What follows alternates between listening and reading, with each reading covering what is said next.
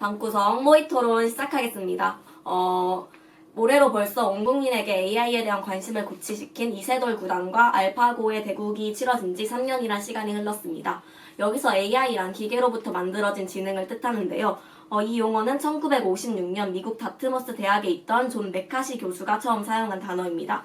이러한 AI는 우리가 많이 사용하는 빅스비나 시리와 같은 약한 인공지능과 그 수준을 넘어 독립성, 자유의지, 또 정신을 가진 강한 인공지능으로 구분됩니다.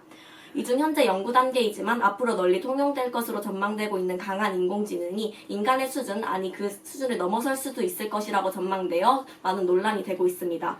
실제로 이미 마이크로소프트와 네덜란드 연구진의 넥스트 람브란트를 보면 렘브란트의 회화를 딥러닝을 통해 학습한 AI가 렘브란트의 화풍을 따라하면서도 그와는 조금 다른 창작물을 만들어내서 논란이 되고 있는데요. 그렇다면 이 경우 우리는 과연 AI의 창작물에 저작권이 존재한다고 볼 수 있을까요? 대학생 두 분을 모셔서 모의 토론을 진행해 보도록 하겠습니다. 안녕하세요. 안녕하세요. 두 분 모두 저작권에 대해서 많이 들어보셨을 거라고 생각되는데 그렇다면 두 분은 AI의 창작물에 저작권이 있다고 생각하시나요? 네, 전 당연히 저작권을 인정해야 된다고 생각합니다. 아까 말하셨던 넥스트 렘브란트 같은 경우도 그렇고요. 그리고 고흐의 화풍을 배워서 이미 AI가 그 화풍을 흉내낸 그런 결과물을 도출해낸 것도 있고요. 일본에서는 최우수 여자 배우상에 올라갔던 제미노이드 F라는 AI 배우도 있습니다. 그리고 우리나라 같은 경우에는 익히 아시는 사이버 가수 아담도 있고, 이런 걸 봤을 때 AI가 예술 쪽에서 이미 되게 영향력 있는 결과를 도출해낸 것을 볼 수 있어요. 그리고 저는 이게 가능하게 하는 딥러닝 과정이 좀 사람이 생각해가지고 이제 의도를 가지고 창작하는 거랑 그렇게 크게 다르지 않다고 생각을 해서 이런 거를 결국 창작물이라고 인정해야 된다고 생각을 합니다. 그리고 이미 일본에서는 2016년에 법 개정을 해가지고 AI의 저작물을 창작물로 이제 인정하는 법을 개정을 했고요. 그리고 이렇게 그 법 개정을 한다는 기사가 나왔을 때 유럽이랑 미국 쪽에서 굉장히 호의적인 반응을 보였다고 하는데, 이 이유에는 그냥 AI의 작품을 인정해줬다는 그런 것 때문만이 아니라 이제 4차 산업시대에 AI가 다들 아시다시피 굉장히 영향력이 있어지잖아요. 이때 개발자들에게 이익을 주려면은 이렇게 저작물들을 인정해서 어느 정도 이익을 나라에서 이제 이렇게 확보해줘야 된다는 여론이 되게 많았다고 합니다. 그래서 우리나라도 4차 산업시대에 이제 AI 쪽에 이렇게 많은 도움을 주고 싶으면은 저작권을 얼른 인정해야 된다고 저는 생각을 합니다.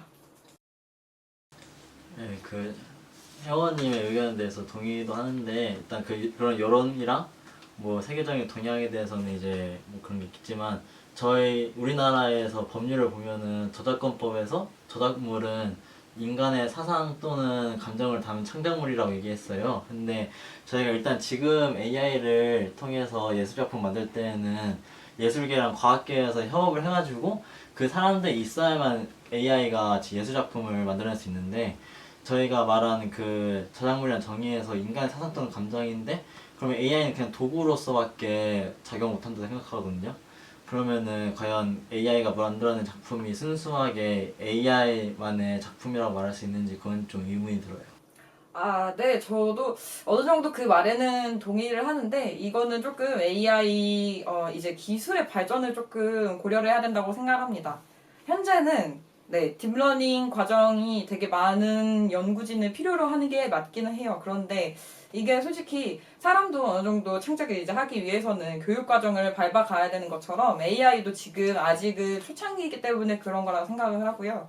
그리고 실제로 비즈니스 위크지라고 외국의 잡지에서 AI가 만들어낸 회화 작품이 공개가 된 적이 있었는데, 놀랍게도 이때 이 회화 작품을 만들어내기 위해서 연구를 했던 게 그냥 고등학교를 졸업한 수준의 학생이라는 게 알려져가지고 굉장히 되게 신기하다고 생각할 수 있는 결과를 보여줬다고 해요. 그래서 이게 왜 되게 중요한 결과냐면, 가르치는 사람 수준을 넘어선 게 이제 이미 딥러닝 과정에서 가능하다는 거를 알려준 결과여서 그런데요. 이런 걸 봤을 때 벌써 이렇게 된다면 앞으로 봤을 때는 딥러닝이 이제 사람을 결과 아래에서 종속되어 있는 게 아니지 않나 하는 생각이 저는 듭니다. 네, 두 분 말씀 잘 들어봤는데요. 그렇다면 지금부터는 조금 다른 관점에서 이야기를 나눠보도록 하겠습니다. 사실 AI의 창작물의 저작권을 보호하는 이유가 인간의 창작 활동을 활성화시킨다는 데에 궁극적인 목적이 있습니다. 그렇다면 만약에 AI의 창작물이 인간의 저작권 보호와 창작 활동에 도움을 주지 않는다면 그는 그 의도에서 벗어난다고 할 수 있습니다. 그렇다면 두 분은 AI의 창작물의 저작권을 보호하는 것이 인간에게 긍정적인 기여를 한다고 생각하시나요?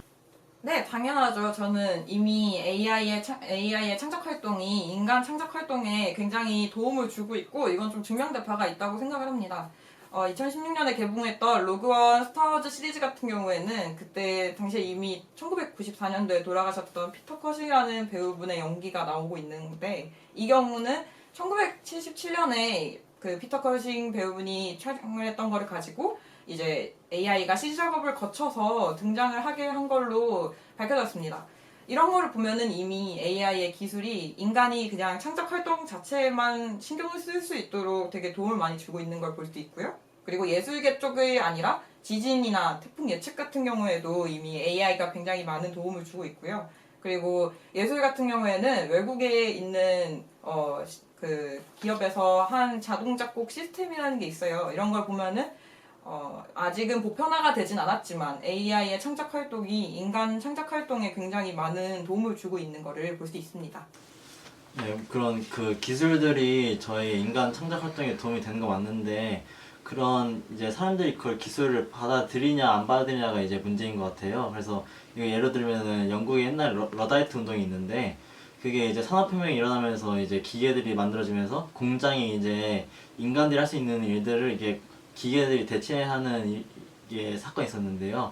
그래서 이제 사회 전반적으로는 뭐 기술적으로도 확실히 기계들이 효율적이고 이제 비용면에서 절감되니까 더 발전이 일어났는데 이제 근데 기계로 인해 사람들이 일자리를 잃고 이제 길거리를 내앉게 되면서 그 사람들이 이제 그 기계에 대한 반감을 얻고 그 기술에 대한 반감을 가지면서 그 기계들을 다 부시는 그런 사건이 있었어요.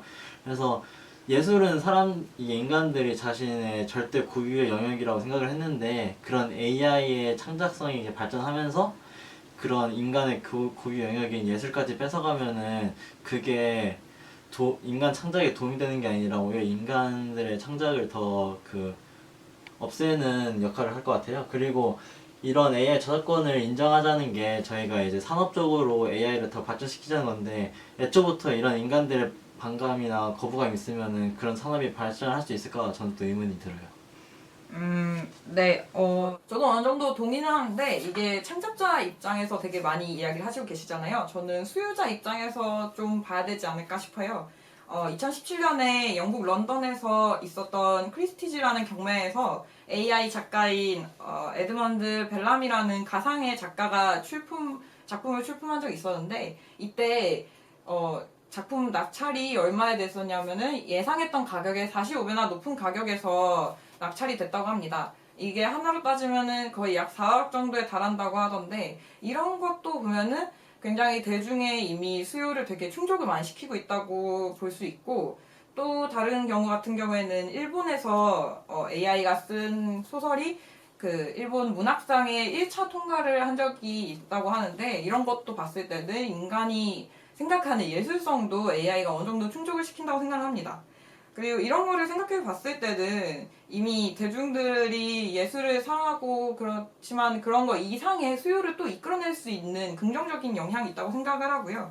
그리고 딥러닝이랑 머신러닝 과정에서 생각해 보면은 AI가 기존에 저작권 규정이 있는 거를 굉장히 잘 지킬 수 있다고 하는데 이런 것도 관심과 수요를 높이면서 동시에 저작권도 잘 준수할 수 있어서 되게 긍정적인 결과물들을 많이 도출해낼 수 있지 않을까 생각을 합니다. 저는 오히려 그런 수요가 있어가지고 더 인간 창작자들에게 더 위험을 주는 것 같아요. 그래서 저희가 이제 옛날에 알파고랑 이세돌 구단이 같이 바둑을 뒀을 때 그때 전문가들에 따르면은 알파고가 이제 창의적인 생각이 가능하다고 했어요. 근데 이런 창의적인 생각이 결국엔 이제 창작물로 이어질 것 같은데 그때 알파고는 뭐 1분 안에 바둑을 몇천 판을 둘 수 있고 이러한 속도면에서 인간이랑 비교가 될 수 없는데 만약에 그런 AI가 예술을 만들면 있어 그런 창의성을 더 발전시키면은 이제 그리고 이제 대중성에 맞는 예술 작품 만들면은 그런 이제 수요가 모두 다 AI 쪽으로 쏠릴 것 같아요. 그러면 이제 인간 창작자들은 오히려 그 창작을 하는 데 있어 항상 그 속도나 비용 면에서 AI한테 밀리기 때문에 설 자리 없어질 것 같아요. 그리고 또 예시를 들자면은 그 AI 스타트업인 포자랩스가 있는데 거기서 만든 뮤직 AI가 있어요. 뮤지쿠스라고. 근데 이 뮤지쿠스는 인간들은 주로 음악 하나 만들 때 뭐 짧게는 일주일이나 길게는 또 1년이 걸리는데 이 AI는 그냥 노래 3분짜리 만드는데 20초밖에 안 걸린대요. 근데 이러한 그 예술 작품들, AI 만드는 예술 작품들이 대중성이 맞고 또 속도면서 훨씬 더 빠르면은 이러한 결과로 이제 인간들이 설 자리가 없을 것 같아서 저는 그게 좀 걱정이 돼요.